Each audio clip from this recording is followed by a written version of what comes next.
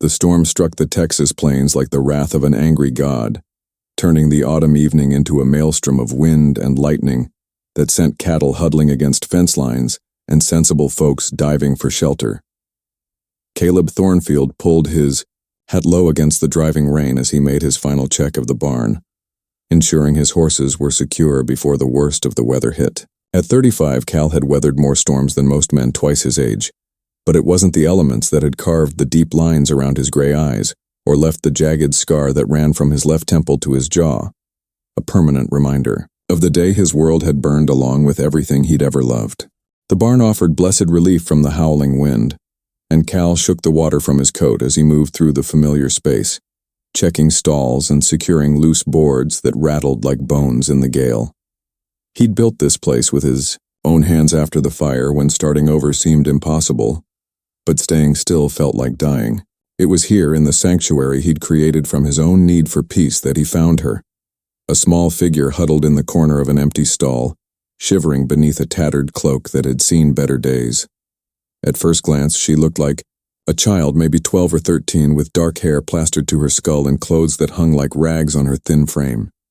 But when she looked up at his approach, the eyes that met his were far too old for her face, filled with a terror and desperation that Cal recognized in his own mirror. She couldn't have been more than 16, but life had already marked her with the kind of wariness that came from too much pain and too little kindness. Her left arm was cradled against her chest, and even in the dim light, Cal could see the unnatural angle that spoke of broken bones badly set. "Please," she whispered, her voice barely audible above the storm's fury. "I won't take anything. I just need somewhere to wait out the rain." Cal's first instinct was to send her on her way. He'd built his solitary life carefully, creating walls that kept the world and its complications at a safe distance. But something about the girl's desperate courage, the way she held her head high despite her obvious pain, reminded him of another young person who'd once needed help and found only indifference. "What happened to your arm?" he asked instead, keeping his voice gentle despite the gruff exterior that usually discouraged conversation. The girl's free hand moved protectively over the injured limb. "I fell," she said quickly, the lie coming smoothly despite the fear in her eyes. Cal had heard enough lies in his lifetime to recognize another one, just as he recognized the particular kind of terror that came from running from something much worse than a storm. What would you do if you found someone whose desperation mirrored your own deepest scars? The girl's attempt to stand sent her swaying like a tree in high wind, and Cal moved instinctively to steady her, noting how she flinched away from his touch even as her body threatened to collapse. Up close, he could see the full extent of her condition, the hollowed cheeks that spoke of too many missed meals, the bruises fading to yellow-green on her throat, the way she held herself as if expecting another blow at any moment. She was running from something or someone, and that something had left marks that went far deeper than her broken arm. "When did you last eat?" Cal asked, though he suspected he already knew the answer from the way her eyes darted hungrily toward the apple he'd been saving for his mare. "I'm not hungry," she lied again, but her stomach betrayed her with a growl so loud it echoed off the barn walls. Cal made a decision that surprised him as much as it would have surprised anyone who knew his reputation for avoiding human entanglements. "Come up to the house.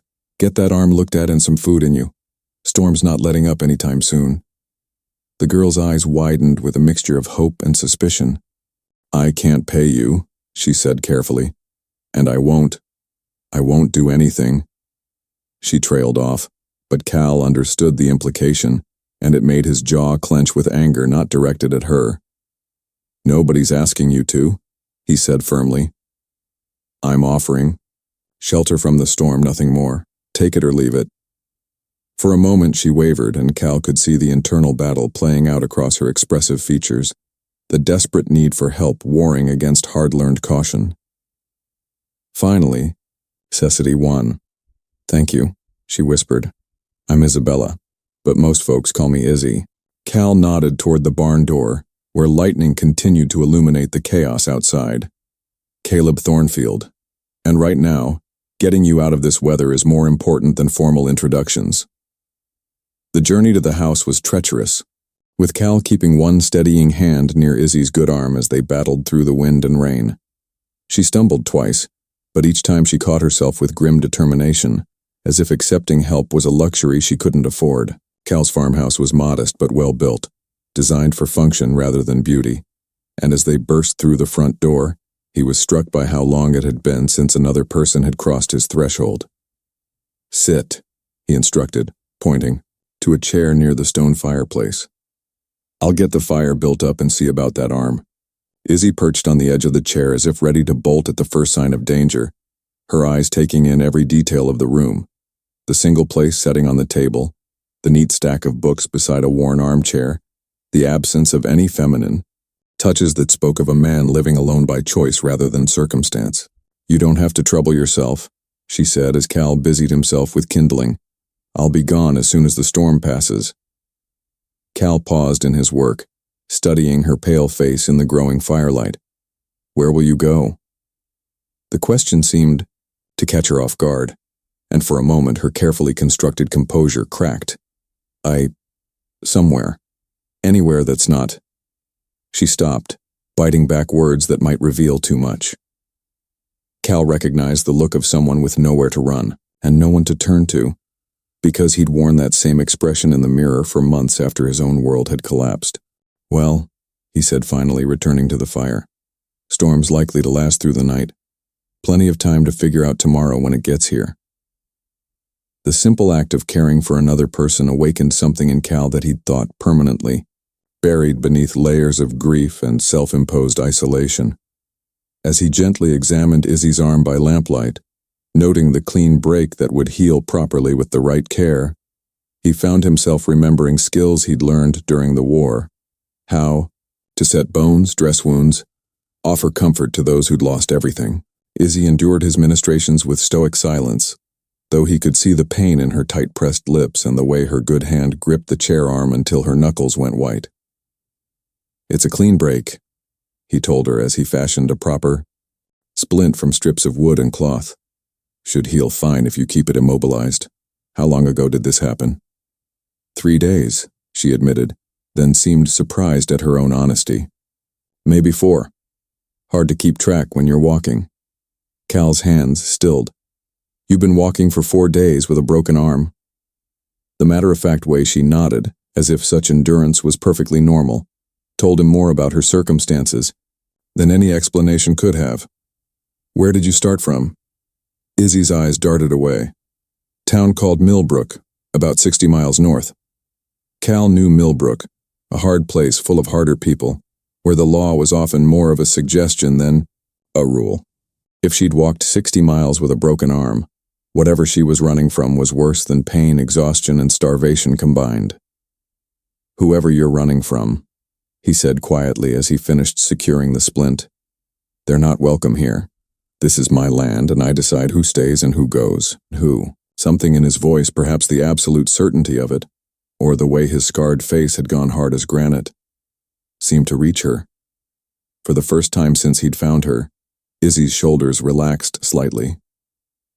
"Why would you help me?" she asked. "You don't even know me." Cal was quiet for a long moment, staring into the fire as if it held answers to questions he'd never learned to ask. "Maybe because somebody should have helped me once and nobody did. Maybe because you remind me that there's still some good worth doing in this world." He stood and moved to the kitchen, returning with a bowl of leftover stew and a chunk of bread that disappeared so quickly he wondered when she'd last had a proper meal. "What I know," he continued, settling into his chair across from her, "is that you're brave enough to walk 60 miles with a broken arm rather than stay somewhere that hurt you. That tells me everything I need to know about your character." Izzy looked up from her empty bowl, and Cal saw tears gathering in her eyes, not of sadness but of relief so profound it nearly broke his heart. "I can work," she said urgently. "I'm good with animals, and I can cook and clean. I won't be a burden." Cal studied this fierce young woman who'd rather work than accept charity, who'd endured unimaginable pain rather than surrender her freedom, and felt something shift in his chest. A sense of purpose he hadn't experienced since before the fire took everything that mattered to him. "We'll see how you feel when that arm heals," he said gently. For now, the spare room is yours, and the only work I expect is getting yourself healthy again." The weeks that followed established a rhythm as natural as sunrise and sunset, built on mutual respect and the kind of understanding that grew between two people who'd both learned that survival sometimes required grace. Izzy proved to be everything she'd claimed: hardworking, intelligent, and possessed of an inner strength that Cal found both humbling and inspiring. Despite her injured arm, she insisted on contributing to the household, learning to manage one-handed, cooking and cleaning with an efficiency that spoke of too much practice at making do with less than enough. Cal watched her move through his house like a careful ghost, touching nothing without permission, occupying as little space as possible, and he recognized the behavior of someone who'd learned that being noticed often meant being hurt. Gradually, he began leaving small gifts where she'd find them: a book of poetry on her nightstand, a warm shawl draped over her chair, wildflowers in a mason jar on the kitchen table. Each offering was met with surprised gratitude, as if kindness was a foreign language she was slowly learning to speak. "You don't have to keep doing things for me," she told him one morning as she discovered a plate of fresh-baked biscuits beside her coffee cup. "I know you're not used to having someone around." Cal looked up from his own breakfast, noting how she'd grown less thin, how color had returned to her cheeks, how her hair now caught the morning light like spun gold. "Maybe I'm getting used to it," he said simply, and was rewarded with one of her rare, genuine smiles. The truth was, Izzy's presence had brought life back to spaces that had felt like a tomb for too long. Her quiet humming as she worked filled the silence he'd grown to hate, and her thoughtful questions about the ranch operations revealed a sharp mind eager to learn. She had opinions too, suggestions for improving efficiency that often proved remarkably astute. "You've got good instincts," he told her one afternoon as they watched his horses in the pasture, noting how quickly she'd learned to read their moods and movements. "Ever think about what you want to do with your life?" Izzy was quiet for so long he thought she wouldn't answer. "I used to dream about having a family," she said finally. "Real family, not the kind that hurts you. But I learned not to dream too much. Dreams make you hope for things that might not come true." Cal felt something crack open in his chest. "Maybe it's time to start dreaming again," he said gently. "Sometimes the best things come when we're not expecting them." As if to prove his point, one of the mares chose that moment to nuzzle Izzy's good hand, seeking the apple she'd learned to keep in her pocket. Izzy laughed, a sound so purely joyful it made Cal's throat tighten with emotion. In that moment, watching her face light up with simple happiness, he realized that somewhere along the way, this damaged girl had stopped being a responsibility and started being family. The bond between them deepened like roots finding water in drought-stricken soil, growing stronger with each shared meal, each quiet conversation, each moment when Izzy let her guard down enough to reveal glimpses of the remarkable young woman beneath the careful defenses. Cal found himself looking forward to her company in ways that surprised him. The way she listened intently when he talked about his plans for the ranch, how she remembered small details about his preferences and adjusted accordingly, the graceful way she moved through his space as if she belonged there. More than that, he began to see how much she needed not just shelter and safety, but the kind of steady, unconditional love that came with true family. "Tell me about before," she said, one evening as they sat on the porch watching the sunset paint the Texas sky in shades of gold and crimson. "Before you lived alone, before—" She gestured vaguely toward the scar that marked his face. Cal was quiet for a long moment, considering how much to reveal. "I was married once," he said finally. "Sarah. We had a little spread about 100 miles from here, and we were talking about starting a family." His voice grew softer, distant. "There was a fire, electrical storm, lightning struck the barn. By the time I got home from town, the whole place was burning. Sarah was trapped inside trying to save some letters from her mother." Izzy's intake of breath was sharp and sympathetic. "I tried to get to her," Cal continued, his hand unconsciously moving to touch his scar. "Beam fell, pinned me down. I had to listen to her calling my name while the flames—" He stopped, unable to finish. "That's when I decided I was better off alone. Easier that way. Can't lose what you don't have." Izzy reached out with her good hand and gently touched his arm. "I'm sorry," she whispered. "I know what it's like to lose someone you love."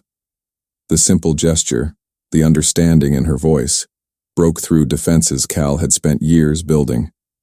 "What about you?" he asked. "What happened in Millbrook?" Izzy's hand moved to the fading bruises on her throat. "My stepfather. After Mama died, he changed. Started drinking more, hitting more. Said I belonged to him now, that I owed him for keeping me." Her voice grew smaller. "When I turned 16, he started talking about marrying me off to one of his friends, for a bride price. That's when I knew I had to run." Cal felt rage burn in his chest, hot and pure. "He'll never touch you again," he said, and the certainty in his voice seemed to reach something deep inside her. "You're safe here, Izzy. You're family now." The words surprised them both, hanging in the evening air like a promise. "Family?" she repeated, wonder in her voice. Cal looked at this brave young woman who'd brought light back into his darkened world, who'd reminded him that caring for someone didn't have to end in loss, and knew he meant every word. "Family," he confirmed, "if you want it." Izzy's smile was radiant as the sunrise, and when she whispered yes, Cal felt as if he'd been given a second chance at everything he'd thought he'd lost forever. The peace they'd built together shattered, like glass on stone when Vincent Blackwood rode into the yard on a gray November morning, his expensive suit and cold eyes as out of place on the modest ranch as a rattlesnake in a nursery. Cal was in the barn when he heard Izzy's sharp cry of terror, and he emerged to find her frozen on the porch steps, her face white as winter snow, her good arm wrapped protectively around herself. The man dismounting from the black gelding was everything Cal instinctively despised, soft, cruel, with the kind of smile that promised pain and the bearing of someone who took what he wanted without asking permission. "Well, well," Blackwood drawled, his voice carrying the authority of someone accustomed to being obeyed without question. "If it isn't my ungrateful stepdaughter, you've caused me considerable trouble, Isabella." Izzy took a step backward, stumbling, slightly, and Cal moved instinctively toward them, his hand falling naturally to the gun at his hip. "Mr. Blackwood," Izzy managed, her voice barely above a whisper. I'm not coming back." Blackwood's laugh was like breaking glass. "Oh, my dear child, you misunderstand the situation entirely. You see, I have legal guardianship over you until you reach 18, which makes you my responsibility. And my property." The casual way he said property made Cal's vision blur with rage. "She's not going anywhere with you," Cal said, his voice deadly quiet as he approached. "This is my land and she's under my protection." Blackwood's cold eyes assessed Cal with the disdain of a man who thought money could buy anything, including people. "And you are?" "Caleb Thornfield. This is my ranch, and Isabella is part of my family now." Blackwood's smile was predatory. "Family? How touching. But I'm afraid the law doesn't recognize your emotional attachments. I have papers proving my legal right to the girl." He reached into his coat and produced an official-looking document. "Signed by Judge Ashford himself. Isabella returns with me, or I'll have the territorial marshal involved." Cal felt the familiar rage that had once driven him to acts of violence he'd later regretted. But this time it was tempered by something stronger, a fierce, protective love that demanded justice rather than revenge. "The law also recognizes abandonment and abuse," he said steadily. "Any judge worth his salt will see that girl's been mistreated." Blackwood's mask of civility slipped, revealing the cruel man beneath. "Prove it. It's my word against hers, and judges tend to believe established citizens over runaway children with wild stories." The threat hung in the air like smoke from a funeral pyre, and Cal realized that legal documents and official seals might not be enough to protect the family he'd found and learned to love. But as he looked at Izzy's terrified face as he remembered the broken arm and fading bruises, he knew he would fight for her with everything he had, his ranch, his reputation, his very life if necessary. This man would not destroy the precious thing they'd built together. What do you think it takes to stand against corrupt authority when the law itself seems rigged against the innocent? The confrontation escalated with the swift inevitability of a summer storm, drawing battle lines that would test everything Cal believed about justice, family, and the courage required to stand against corrupt authority. Blackwood's confidence seemed unshakable as he waved the legal documents like a weapon, but Cal had lived long enough to recognize the particular arrogance of men who believe their money and connections place them above consequence. "Isabella," Blackwood called, his voice taking on a deceptively gentle tone. "Come along now. Don't make this more difficult than it needs to be. You know what happens when you disobey me." The subtle threat in his words made Izzy flinch, but she didn't move from the porch. Instead, she lifted her chin with a courage that made Cal's heart swell with pride. "I won't go with you," she said, her voice growing stronger with each word. "I'm not your property, and I never was." Blackwood's mask slipped further, revealing the ugly fury beneath. "You insolent little—" "Choose your next words carefully," Cal interrupted, his voice carrying the kind of quiet menace that had once made hardened soldiers think twice about crossing him. "You're on my land, threatening my family. That makes this personal." The sound of approaching hoofbeats interrupted the standoff, and Cal felt some of his tension ease as he recognized Sheriff Kincaid riding hard toward the ranch. Behind him came Doc Morrison and, to Cal's surprise, Miss Hartwell from the schoolhouse in town. Word had spread quickly through the small community, and it seemed public opinion was rallying to Izzy's defense. "What's the situation here?" Sheriff Kincaid asked as he dismounted, his weathered face taking in the obvious tension. Blackwood stepped forward with renewed confidence. "I'm here to collect my ward, Sheriff. This man is interfering with lawful custody." He handed over the documents with a flourish. "Everything is completely legal and proper." Sheriff Kincaid studied the papers carefully, his expression growing increasingly grim. "These look official," he admitted, and Cal felt his heart sink. But so did those land deeds that turned out to be forgeries last spring. "Doc, take a look at this girl. I want a professional opinion on her condition."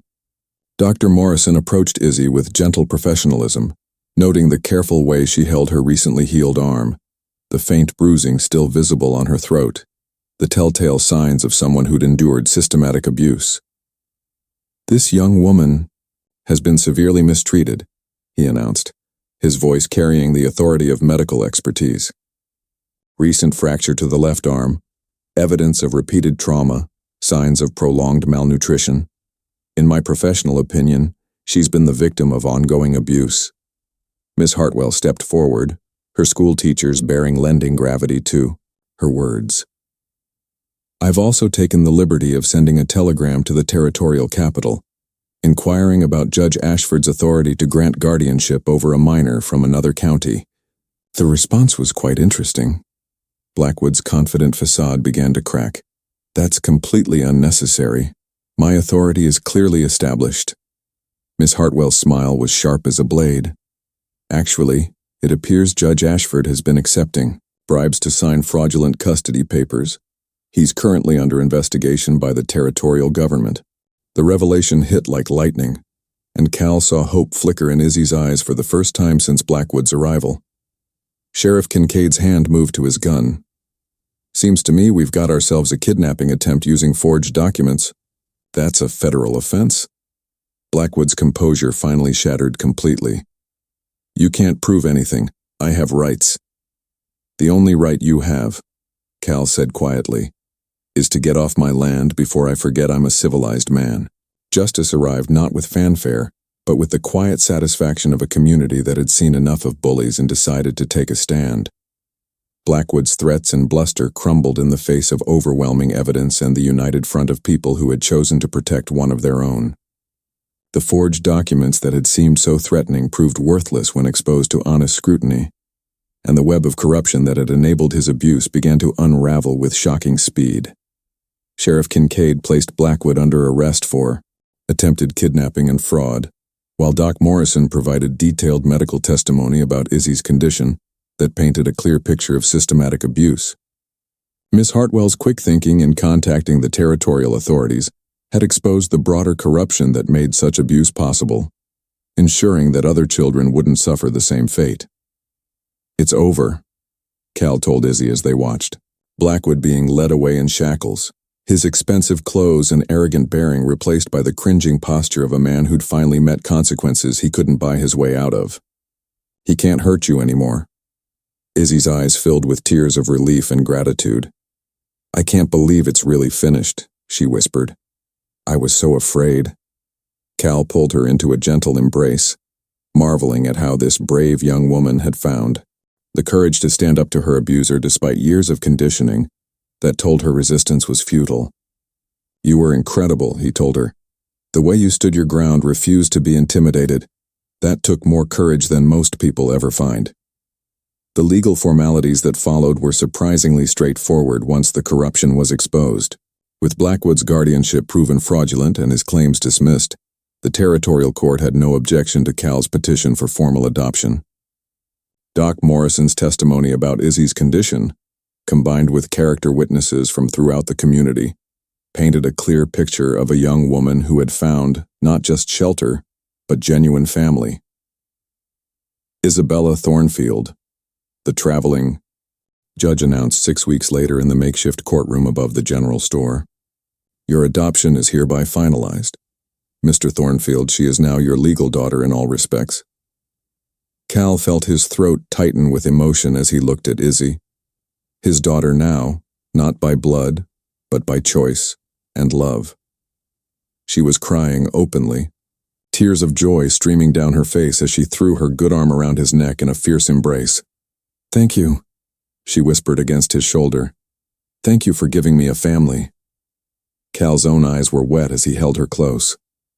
"Thank you for giving me a reason to believe in family again," he replied. "You saved me just as much as I saved you." The community celebration that followed felt like a rebirth for both of them, a public acknowledgement that families could be formed by love and choice, rather than just blood and circumstance. As Cal watched his daughter, and she was his daughter, now completely and legally, laughing with her new friends and planning her future education with Miss Hartwell, he felt a contentment he'd thought lost forever. Sometimes the most broken people find each other exactly when they need healing most, and love writes the most beautiful stories when it's given freely and without condition. 5 years later, the ranch that had once echoed with the loneliness of a man who'd lost everything now rang with the sounds of a life fully lived. Izzy's laughter as she worked with the horses she'd grown to love, the voices of friends who'd become like family, and the everyday conversations that make a house into a home. Cal stood in the barn doorway watching his daughter, now 21 and more beautiful than any sunset, demonstrate a new training technique to the young ranch hands who hung on her every word. She'd grown into everything he'd hoped and more, her natural intelligence flourishing under the education Miss Hartwell had provided, her strength tempered by the kindness that came from understanding both cruelty and grace. "She's remarkable," Doc Morrison said, joining Cal in his observation. "Hard to believe she's the same terrified girl we found hiding in this barn all those years ago." Cal smiled, his scarred face transformed by pride and contentment. "She was always remarkable. She just needed someone to see it." The truth was, Izzy had saved him as much as he'd saved her. She'd brought purpose back to his empty days, laughter to his silent house, and love to a heart he'd thought permanently broken. Under her gentle influence, he'd reconnected with his community, opened his home to friends, and learned that family wasn't about replacing what was lost, but about having the courage to love again. "The Thompson boy's been coming around a lot lately," Doc observed with amusement. "Young James seems quite taken with our Izzy." Cal's expression tightened slightly, but it was tempered by understanding. "She's grown up, has a right to make her own choices about her future." Still, the thought of his daughter leaving, even for love, tugged at his heart in ways he hadn't expected. Izzy approached them, her face glowing with the satisfaction of work well done and dreams taking shape. "Papa," she said, using the name that never failed to make Cal's chest swell with pride. "James asked if he could come to Sunday dinner this week. I told him I'd ask you." Cal studied her hopeful expression, remembering the frightened girl who'd once been too afraid to dream of any future at all. Now she was a confident young woman ready to write her own story, and he couldn't have been prouder of the person she'd become. "Of course," he said gently. "This will always be your home no matter where life takes you." Izzy's smile was radiant as the sunrise that had marked so many of their mornings together. "I love you, Papa," she said, standing on her toes to kiss his scarred cheek. "Thank you for teaching me that family isn't about where you come from, but about who chooses to love you." As the sun set over the Texas plains, painting the sky in shades of gold and promise, Cal felt the deep satisfaction of a man who had learned that sometimes the greatest gifts come wrapped in the most unexpected packages, and that love, real, unconditional love, has the power to heal even the deepest wounds when we're brave enough to open our hearts to the possibilities that await in each new dawn.